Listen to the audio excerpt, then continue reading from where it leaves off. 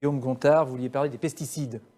Oui, un petit mot, puisqu'il y a un peu plus d'un an, j'étais ici à la même table et c'était Stéphane Travert qui était à votre place. Et il nous avait expliqué que ce n'était pas la peine de mettre notamment l'arrêt du glyphosate dans la loi, puisque c'était une promesse présidentielle et que le président tiendrait ses promesses et tenait ses promesses. Et là, on vient d'apprendre, on sait que non, cette promesse-là ne serait pas tenue. Je pense que c'est, je ne sais pas si, en tout cas vous pensez que c'est une erreur politique, mais je pense qu'on a besoin d'avancer sur ce sujet-là et qu'on ne peut pas avoir un renoncement continuel. C'est de la même manière sur les perturbateurs endocriniens, sur l'ensemble des pesticides.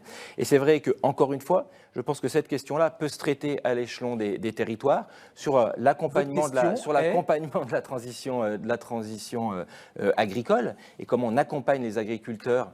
Et donc, qu'est-ce que vous avez fait dans 2 ans justement pour accompagner cette transition agricole et qu'est-ce que vous souhaitez faire maintenant? Ce qu'on souhaite faire, c'est sortir du glyphosate le plus vite possible.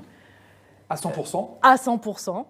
La date de 2022, elle est difficile à tenir. On a des évaluations parlementaires d'ailleurs qui nous disent qu'elle est difficile à tenir, ça dépend des filières. Et au-delà du glyphosate, on souhaite atteindre l'objectif qu'on s'est fixé, c'est réduction de 50% des pesticides d'ici à 2025. Quand on dit ça, on voit qu'en fait, c'est une transformation complète de l'agriculture qu'il faut qu'on accompagne, que ça se fait plutôt par filière, parce qu'en fait, il y a des agricultures différentes qui ont des usages différents. Très concrètement, par exemple, on accompagne ce qu'on appelle les fermes défis. On a maintenant 3000 fermes, on veut monter à 10 000, qui testent des pratiques dans lesquelles on peut utiliser beaucoup moins de pesticides. Pour moi, la question, c'est la diffusion de ces pratiques, la diffusion des solutions entre la recherche, les fermes expérimentales et puis tous les agriculteurs dans toutes les agricultures.